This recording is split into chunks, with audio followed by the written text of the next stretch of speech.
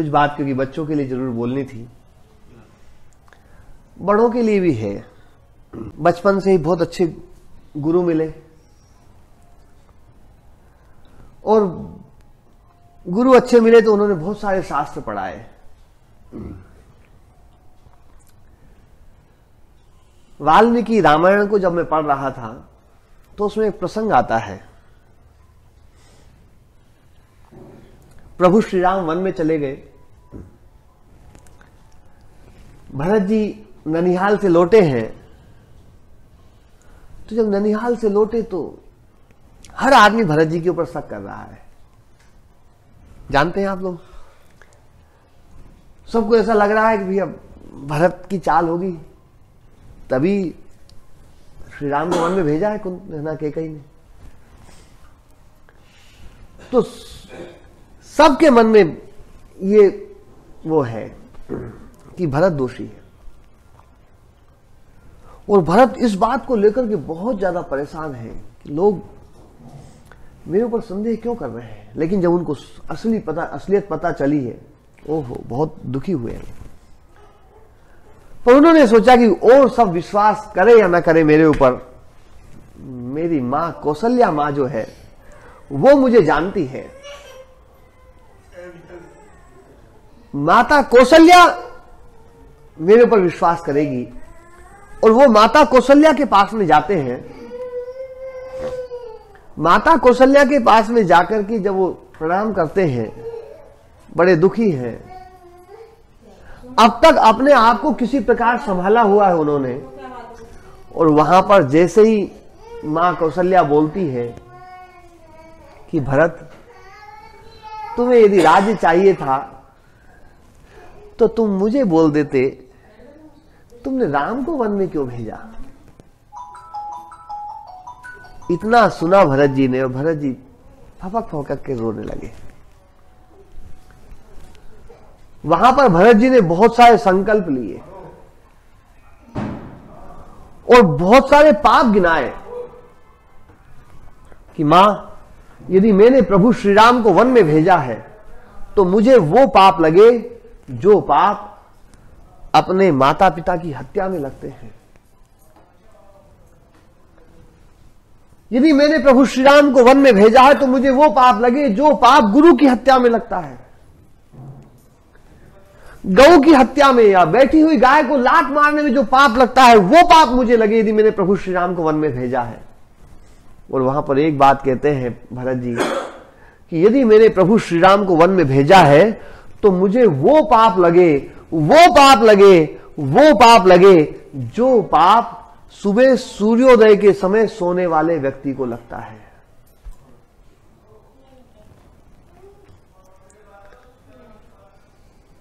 आप कल्पना नहीं कर सकते हैं कि भरत जी ने प्रभु श्री राम को वन में भेजने वाले व्यक्ति के पाप की तुलना सुबह सूर्योदय के समय सोने वाले व्यक्ति से कर दी। जब मैंने पहली बार उसको पढ़ा था तो मैं भी आंदोलित हो गया था। मैंने कि ये कैसे, सूर्योदय के समय सोना इतना बड़ा पाप, इतना बड़ा पाप कैसे हो सकता है। उस बात को समझने के लिए मुझे आप लोगों से कुछ प्रश्न पूछना पड़ेगा। आप लोग सब तैयार हैं ना? आप लोग सब पढ़े लिखे हैं, सब समझदार हैं। एक बात बताइए, ये जो लाइट जल रही है, इसमें जो प्रकाश है वो किसका है, कहां से आया है? बोलो जी। सूर्य। हाँ, आप लोग बोलो। आप लोग इस चीज से सहमत नहीं लग रहे मुझे। हाँ बच्चों, आप लोग जो नए पढ़े हो लिखे हो वो ज्यादा है ना, जो ना बताओ। है नहीं, विज्ञान से आया, पर उसका सोर्स क्या है? सोर्स कहां से आया है? ये बिजली कहां से बनी है? सूर्य से बनी है, पानी से बनी है, कहां है ना? पानी से। मैं आपको एक गिलास भर के दूं कि इससे बिजली बना दो, बिजली बन जाएगी? अच्छा थोड़े में नहीं बनती, ज्यादा बन जाएगी। मैं एक तालाब भर के दूं, तालाब में पानी भरा हुआ हो, क्या उससे बिजली बन जाएगी? है? देखो ये तो हमारे बिजली नहर विभाग में है, बिजली कभी पानी से नहीं बनती है, ध्यान देने वाली बात है। पानी नीचे से ऊपर उठा, नीचे से ऊपर उठने में एक एनर्जी लगती है, एक ऊर्जा लगती है, और जिस ऊर्जा के कारण से वो पानी ऊपर गया है, जो ऊर्जा खर्च हो गई है, वो पानी ऊपर से नीचे टपकाया जाए तो उस ऊर्जा को वापस निकाला जा सकता है, नहीं निकाला जा सकता है? क्या मानते हैं आप लोग? निकाला जा सकता है। पानी को नीचे से ऊपर ले जा करके और हम ऊपर से छोड़ते हैं, और ऊपर से जो छोड़ते हैं तो ग्रेविटी फोर्स के कारण से जो पानी नीचे गिर रहा है, हम उसी में कोई टरबाइन लगा दें तो वो टरबाइन घूम जाएगा तो वो अल्टरनेटर को घुमा देगा, और अल्टरनेटर को घुमा देगा तो उससे बिजली पैदा हो जाएगी। वास्तविकता ये है कि पानी से बिजली नहीं बनी है, पानी की गति में के कारण से जो टरबाइन घूमा है उससे बिजली बनी है। अब पानी में गति किससे आई है? यथार्थ तो यह है कि पानी की जो गति है उससे बिजली बनी है। क्यों जी? पानी की गति से बिजली बनी है, पानी से तो नहीं बनी है। पानी में गति किसने दी है? कौन है जो पानी को समुद्र से उठा करके और हिमालय में बरसा देता है? वो जो सूर्य की एनर्जी लग रही है पानी को नीचे से उठाने में, और वो एनर्जी जो ऊपर पहुंच गया पानी, उस एनर्जी को वापस लिया जाता है। पानी से जो बिजली बन रही है वास्तव में वो पानी से नहीं बन रही है, वो भगवान सूर्य की एनर्जी है। कोयले में जो एनर्जी है वो किसकी है? आपको पता है कोयला कैसे बनता है? करोड़ों साल पहले जो पेड़ दब गए थे वो पेड़ कोयला बन गए, वो लकड़ियां कोयला बन गई। वो लकड़ी में एनर्जी थी या नहीं थी? वो लकड़ी में एनर्जी कहां से आई? लकड़ी में एनर्जी कहां से आई? प्रकाश संश्लेषण क्रिया के द्वारा पौधे अपना भोजन बनाते हैं। वास्तविकता यह है कि पौधों में क्षमता है कि वो प्रकाश को डिपॉजिट करते हैं, प्रकाश को डिपॉजिट करते हैं। आप लोगों ने विज्ञान पढ़ा होगा, आप लोग जानते हैं कि एनर्जी जो है वो मैटर में कन्वर्ट होती है, सुना है ना? और मैटर एनर्जी में कन्वर्ट होता है, मैटर एनर्जी में कन्वर्ट होता है, एनर्जी मैटर में कन्वर्ट होती है। उसका सबसे बढ़िया है ना जो है ना उदाहरण यदि आप देखना चाहते हैं तो पेड़ है। पेड़ में जो लकड़ी है वो लकड़ी धरती से नहीं आई है, वो वास्तव में सूर्य से आई है। उस लकड़ी में धरती का अंश तो उतना ही है जितना जलाने के बाद में राख बचती है, उतना ही हिस्सा धरती का है। बाकी जो उसके अंदर जो एनर्जी थी वो एनर्जी तो डिपॉजिट हुई है, एनर्जी को संग्रहित कर लिया गया है, और वही एनर्जी वो जमीन के भीतर दब गई और वो लकड़ी कोयला बन गई, और उस कोयले से बिजली बन गई। तो उसमें जो एनर्जी जो मिली है वो किससे एनर्जी मिली है? सूर्य से मिली है। हवा से जो एनर्जी बनती है, हवा से जो बिजली बनती है, उसमें सूर्य का योगदान है या नहीं है? लोगों को लगता नहीं है, इसलिए धीरे से बोल रहे हैं। एक बात बताओ मुझे, हवा से बिजली बनती है या हवा के चलने से बिजली बनती है? हवा से कभी बिजली नहीं बन सकती है, हवा के चलने से बिजली बनती है। और हवा को चलाता कौन है? कौन है जो हवा को गर्म करता है, और गर्म होने से हवा हल्की हो जाती है, हवा फैल जाती है, और फैलने से हवा उठती है और ऊपर उठ जाती है, तो वहां पर कम दबाव का क्षेत्र बन जाता है, तो दूसरी तरफ से हवा चलने लग जाती है, और उसी में अपन पवन चक्की लगा दे तो पवन चक्की घूम जाती है। वो जो पवन चक्की घूम रही है वो हवा की गति के कारण से घूमी है, और हवा में गति इसलिए आई है क्योंकि यहां की हवा ऊपर उठाई है, उसमें उस हवा को ऊपर उठाने में एनर्जी लगी है। वो एनर्जी किसकी है? वो सूर्य की एनर्जी है। मतलब हवा से जो बिजली बन रही है वास्तव में वो भी भगवान सूर्य के कारण से बिजली बन रही है। पेट्रोल में, गैस में, डीजल में जितनी भी एनर्जी, वो सारी की सारी एनर्जी किसकी है? वो भगवान सूर्य की है। आपके घर में पंखा चल रहा है, कौन चला रहा है? ये लाइट जल रही है, कौन चला रहा है? आपका मोबाइल चलता है, दिन भर उठा चलता रहता है, कौन चला रहा है? सूर्य ना हो तो आपका मोबाइल नहीं चलेगा, सूर्य ना हो आपकी टार्च नहीं चलेगी, सूर्य ना हो आपकी लाइट नहीं चलेगी, सूर्य ना हो आपका पंखा नहीं चलेगा, सूर्य ना हो आपकी कोई मशीन नहीं चलेगी। कितना बड़ा उपकार है। तो ये तो कुछ भी नहीं है। अभी ये हाथ हिला, एनर्जी लगी क्यों जी? कोई भी गति किसी भी चीज में होती है, बिना एनर्जी की गति हो सकती है? ये जो हाथ हिल रहा है, एनर्जी लग रही है?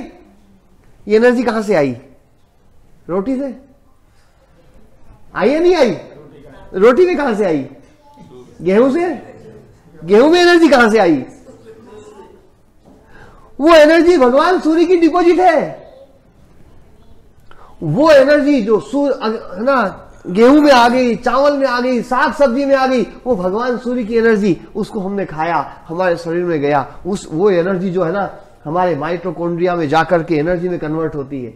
कार्बोहाइड्रेट एनर्जी में कन्वर्ट होता है माइटोकॉन्ड्रिया में, पक्का है ना? गलत तो नहीं बोल रहा हूं मैं?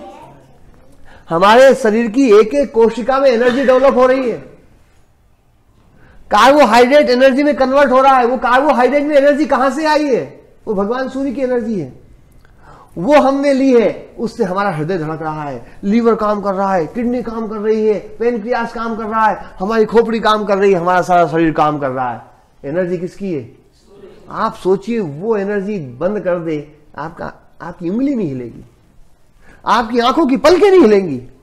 पलकें हिल रही है तो भगवान सूर्य की कृपा से हिल रही है। आपकी रसोई चल रही है तो भगवान सूर्य की कृपा से चल रही है।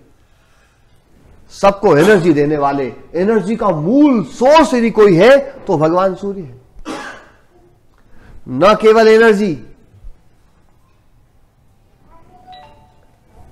आपको शुद्ध पानी कौन देता है? पानी कौन दे रहा है? सूर्य भगवान। सूर्य भगवान ना हो पानी बरसेगा? पानी नहीं बरसेगा, सब पानी गंदा हो जाएगा, खत्म। केवल पानी नहीं दे रहे हैं, पानी को साफ करके दे रहे हैं, और पूरा पानी साफ करते हैं। और क्या गजब का सिस्टम बना रखा है, पूरी धरती को धो देते हैं, पूरी धरती को धोते हैं, पूरी धरती की गंदगी को साफ कर देते हैं। हर साल करते हैं। कौन कर रहे हैं? भगवान सूर्य। आप पूरा पानी गंदा करते हैं, फिर लाकर पूरे गंदे पानी को बहा देते हैं और नया पानी भर देते हैं लोग। कितना उपकार है। भगवान सूर्य के उपकार को मैं बता रहा हूं कि भगवान सूर्य का उपकार कितना है। पानी शुद्ध कर रहे हैं, भगवान सूर्य कर रहे हैं। उनके बिना कोई पानी साफ नहीं कर सकता है। हवा को कौन साफ कर रहा है? इस भ्रम में मत रहना कि पेड़ पौधे साफ कर रहे हैं। पेड़ पौधे जिस क्रिया से हवा साफ करते हैं, उस क्रिया को क्या बोलते हैं? फोटोसिंथेसिस, प्रकाश संश्लेषण क्रिया, हिंदी में यही बोलते हैं। प्रकाश संश्लेषण क्रिया है, फोटोसिंथेसिस है। फोटोन कहां से आता है? फोटोन का सोर्स भगवान सूर्य। फोटोन आया, उस फोटोन के कारण से फोटोसिंथेसिस क्रिया हो रही है। यदि फोटोन ना आए, क्या पौधे हवा शुद्ध कर पाएंगे? प्रकाश ना हो तो पेड़ पौधे हवा शुद्ध कर पाएंगे? कुछ पेड़ ऐसे हैं जो रात में भी हवा साफ करते हैं। आपके मन में ये हो सकता है कि हाँ गुरुजी, ये बात तो बिल्कुल सही है कि प्रकाश में ही पौधे वो करते हैं, लेकिन पीपल का पेड़ तो रात में भी करता है, उसको सूर्य के प्रकाश की जरूरत नहीं है। ऐसा नहीं है। मैं अभी आपको पानी पिलाऊं, मान लीजिए कि यात्रा में चल रहे हैं, हम जंगल में चल रहे हैं, किसी के पास में बोतल नहीं है, एक कुआं आया, वहां पर सबने भरपेट पानी पी लिया, लेकिन एक आदमी के पास में 2 लीटर की बोतल है। उसने अपनी 2 लीटर की बोतल भर ली, वहां से पानी भी पी लिया और 2 लीटर की बोतल भी भर ली। अब चल रहे हैं, सबका पानी खत्म हो जाएगा, लेकिन उस आदमी का नहीं। लेकिन कब तक नहीं होगा? वो 2 लीटर है, वो 2 लीटर खत्म हो जाएगा, उसके बाद वो भी ऐसे हो जाएगा। कुछ पेड़ ऐसे हैं जो भगवान सूर्य के प्रकाश को डिपॉजिट कर लेते हैं, वो रात में भी उस प्रकाश का उपयोग करके और रात में वो ऑक्सीजन छोड़ते हैं, लेकिन 2-3 दिन सूर्य ना निकले तो उनका डिपॉजिट भी खत्म हो जाएगा, वो भी ऑक्सीजन देना बंद कर देंगे। ऑक्सीजन वास्तव में आती ही भगवान सूर्य की कृपा से है। हवा को शुद्ध करने का काम कौन कर रहे हैं? आप हवा ले रहे हैं। एक बार भी एहसास लिया कि भगवान सूर्य की कृपा से हवा आ रही है, कोई साफ हवा आ रही है। हवा साफ वो कर रहे हैं, पानी वो साफ कर रहे हैं, मिट्टी कौन साफ करता है? आप सोचिए कि भगवान सूर्य ना हो, ये धरती इतनी गंदी हो जाएगी, इतनी गंदी हो जाएगी, भयंकर गंदगी। कितने जीव मरते हैं, वो सारे जीव सड़ेंगे, बदबू मारेंगे। आपने देखा कोई लाश जब सड़ती है, भगवान सूर्य की धूप पड़ती है, ओ धूप पड़ रही है, उस लाश को सुखा सुखा करके उसको बिल्कुल एकदम कर देते हैं, यहां तक कि हड्डियों का भी चूरा बना के बिल्कुल साफ कर देते हैं। करते हैं या नहीं करते हैं? कितना ही भयंकर कीचड़ हो, भगवान सूरज की धूप पड़ जाए, कीचड़ खत्म हो जाता है, नहीं रहता है, बदबू खत्म होती है। आपकी रजाई में, आपके गद्दों में, आपके कंबल में बदबू हो, भगवान सूरज की धूप में डालो, खत्म होती है कि नहीं होती है? सारी गंदगी को साफ करने वाले, चाहे वो मिट्टी की गंदगी हो, चाहे वो पानी की गंदगी हो, चाहे वो हवा की गंदगी हो, सारी गंदगी को साफ करने का काम कौन कर रहे हैं? भगवान सूर्य कर रहे हैं। पूरी प्रकृति को जीवन कौन दे रहे हैं? ये पेड़ पौधे जीवन किससे ले रहे हैं? ये सारे पशु पक्षी किससे जीवन ले रहे हैं? भगवान सूर्य से जीवन ले रहे हैं। और आप देखना, इस पूरी प्रकृति में, पूरी प्रकृति इस उनका जो एहसान है, उस एहसान को याद रखती है। वो कृतज्ञता के भाव के साथ में कि मेरे आराध्य देव, हमारे आराध्य देव, हमें शक्ति देने वाले, हमें जीवन देने वाले, वो हमारे आराध्य हैं। इसलिए जैसे ही उनका उदय होने वाला होता है, पूरी प्रकृति जागती है। पूरी प्रकृति में उत्साह आता है। सबसे ज्यादा उत्साहित प्रकृति कब होती है? दोपहर में, रात को, या सुबह? हवा ताजी कब होती है? पानी ताजा कब होता है? वातावरण ताजा कब होता है? सुबह। क्यों? क्योंकि हवा को लगता है कि हमारे इष्ट देवता आ रहे हैं, जिनसे हमें शक्ति मिलती है। हवा शुद्ध हो रही है तो भगवान सूर्य की कृपा से, पानी शुद्ध होता है तो भगवान सूर्य की कृपा से, इसलिए पूरा पानी सुबह ताजा होता है। ओहो, कितनी उसमें ताजगी आ जाती है। पूरी कृतज्ञता के भाव के साथ में पूरी प्रकृति, पूरी धरती माता भगवान सूर्य का अभिनंदन करती है। और यहां तक कि एक एक जीव जंतु, आप देखना कभी, ऐसे जीव हैं, ऐसे पौधे जो रात में सोते हैं तो पता चलता है। जैसे बहुत सारे पौधे हैं रात में सोते हैं तो पता नहीं चलता है, उनके पत्ते जो है ना, जैसे पीपल है सोएगा पता नहीं चलेगा, लेकिन आंवले का पौधा सोता है तो उसके पत्ते चिपक जाते हैं, देखा है, और सुबह हिल जाते हैं। जिस समय भगवान सूर्य का आगमन होने वाला होता है, उषा काल आता है, जैसे ही हल्का प्रकाश आता है, आंवले का पौधा और दूसरे पौधे सब प्रसन्न हो जाते हैं कि हमारे इष्ट देवता आ रहे हैं, जागो जागो, उनका अभिनंदन करो। आप सोचिए कितने पशु पक्षी हैं, जैसे सुबह उठती है चहचहाने लगते हैं, भगवान सूर्य आ रहे हैं। आते होते कि नहीं होता ऐसा? 2 दिन का बच्चा, चिड़िया का बच्चा, आप उसको ना ला करके कमरे में बंद कर लेना, उसको कमरे में बिल्कुल सब तरफ से गेट बंद कर देना, लेकिन वो चिड़िया का बच्चा भी वो जानता है कि मेरा अस्तित्व भगवान सूर्य के कारण से है। इसलिए गुप अंधेरे में भी, बंद कमरे में भी, जब भगवान सूर्य आने वाले होंगे ना, वो भी जागेगा और चहचहाएगा। कभी परीक्षण कर लेना। केवल एक इंसान ऐसा निकम्मा है जो इतने उपकार को भूल जाता है। आप एक बात बताओ, मैं आऊं आपके घर में और आप सोए रहे, अच्छा लगेगा? आप सोच नहीं सकते, कल्पना नहीं कर सकते कि गुरुजी आज अपन पड़े रहे। अरे मैंने क्या उपकार कर दिया है तुम्हारा? मैंने तो कुछ भी नहीं दिया है। वो भगवान सूर्य जो सब कुछ दे रहे हैं, हमारी पलकें उनके कारण से हिल रही है, हमारी सांसें उनके कारण से चल रही है, हमारा हार्ट उनके कारण से चल रहा है, हमें एक एक हमारी जो कोशिका उसमें जो ऊर्जा है वो ऊर्जा उनकी ऊर्जा है। कितना उपकार है उनका। और वो धरती पे जैसी इस प्रकृति में आते हैं, हम उठ करके उनको प्रणाम नहीं करते हैं। बताओ इससे बड़ा पाप और कोई हो सकता है? बताओ जी, इतना बड़ा उपकार कोई और कर सकता है? बताओ जरा। इसलिए जितने भी देवता हैं सब देवता केवल देवता हैं। वायुदेव, जल देव, अग्निदेव। लेकिन जब हम भगवान सूर्य का नाम लेते हैं ना तो साथ में नारायण शब्द जोड़ते हैं, बोलते हैं सूर्य नारायण भगवान की जय। कभी आपने वायु नारायण सुना, अग्नि नारायण सुना, जल नारायण सुना? कभी नहीं सुना होगा। और हमारे पूर्वज इस विज्ञान को जानते थे, इसलिए उनका सबसे बड़ा काम यह था। और कोई वो कुछ करे या नहीं करे, लेकिन भगवान सूर्य के उदय से पहले वो उठ जाते थे। और जैसे ही भगवान सूर्य का प्रथम दर्शन होता था, चप्पल खोल करके भगवान सूर्य को प्रणाम करते थे। होता था ऐसा? होता था? कभी भगवान सूर्य की ओर पीठ करके सोच नहीं जाते थे, कभी भगवान सूर्य की ओर मुंह करके कभी लघु शंका नहीं जाते थे। ये नियम था। और पहले कोई भी मकान बनता था तो भगवान सूर्य की किरणें उसमें जरूर आनी हो। नियम था कि ये भगवान सूर्य की किरणें जरूर आनी चाहिए। वो आ गई तो सारे वास्तु दोष मिट जाएंगे।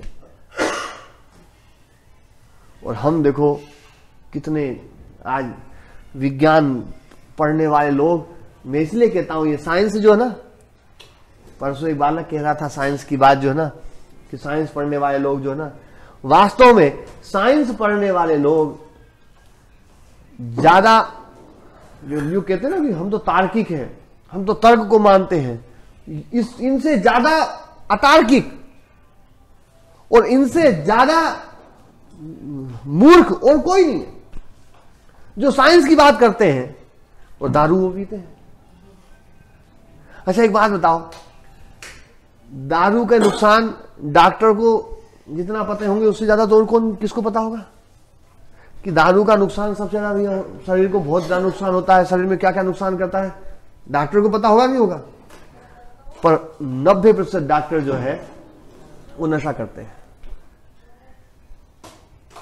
जो लोग ये मानते हैं कि साइंस से हम अपने जीवन को बनाएंगे, एक बार समझ में आ जाए साइंटिफिक चीज, वो लोग साइंस वाले वो साइंटिफिक चीज कहते भले ही हैं, लेकिन उस साइंस के हिसाब से चलते नहीं है।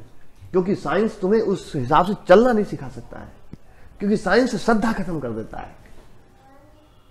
पहले के लोगों में श्रद्धा थी भगवान सूर्य के प्रति, इसलिए सुबह उठते थे। आज का आदमी कहता भैया साइंस समझाओ, उसको साइंस भली समझाते, लेकिन श्रद्धा नहीं आएगी तो नहीं उठेगा। कहते रहेंगे early to bed and early to rise, healthy wealthy and wise, लेकिन ये बोलते रहेंगे, कभी उठेंगे नहीं। भगवान सूर्य के आगमन से पहले उठना ये उनके प्रति कृतज्ञता का भाव है कि उन्होंने हमें सब कुछ दिया है। इसलिए आज से संकल्प ले लो, अपने बच्चों को भी सूर्योदय से पहले उठाओ। छोटा बच्चा भी है उसको भी सूर्योदय से पहले उठाओ, आदत डलवाओ। और मैं निश्चित कहता हूं आप सबका जीवन भी वास्तव में ये थोड़ा सा कृत्रिम युग आ गया है, इसलिए हमारा सिस्टम थोड़ा सा खराब हो गया है। यदि लाइट बंद हो जाए ना और ये मोबाइल टीवी बंद हो जाए, लोग 9-7 बजे सो जाएंगे। मैं तो जैसे यहां आया हूं ना, मैं तो जैसे अपने आश्रम में रहता हूं ना, मुझे 7:30 बजे 8 बजे जो है ना नींद आनी शुरू हो जाती है। और कोई मतलब सो जाओ भैया, सुबह जल्दी उठेंगे, 3 बजे उठ जाओ, 2:30 बजे उठ जाओ, उस समय अपना काम करो। लेकिन जो है ये कृत्रिमता के कारण से वास्तव में हमने अपने सिस्टम को खराब कर लिया है। मैं ये नहीं कहता हूं बच्चों से कि तुम है ना अपनी नींद कम करो, नींद कम नहीं करना है। आपको 8 घंटे सोना है तो 8 घंटे सो, लेकिन जो 8 घंटे का पीरियड है ना थोड़ा सा उसको इधर खिसका दो। आप 8 बजे उठ रहे हैं तो उसको 2.5 घंटे इधर खिसका दो, 2.5 घंटे पहले सो जाओ। नींद कम लेने की बात नहीं कह रहा हूं मैं। ऐसी बात कहूं तो मैं तो फिर तो अव्यवहारिक बात कहूंगा, अव्यवहारिक बात नहीं कहूंगा, एक भी बात, व्यावहारिक बात। और इस बात को आप लोग सब समझिए, वास्तव में ये बहुत बड़ा पाप है। इससे बड़ा पाप और क्या होगा? जिसका इतना उपकार हो, माता पिता के उपकार कुछ नहीं है भगवान सूर्य के सामने। गुरुओं के उपकार कुछ नहीं है। प्रकृति में किसी भी देवी देवता का इतना उपकार नहीं है जितना सूर्य नारायण भगवान का उपकार है।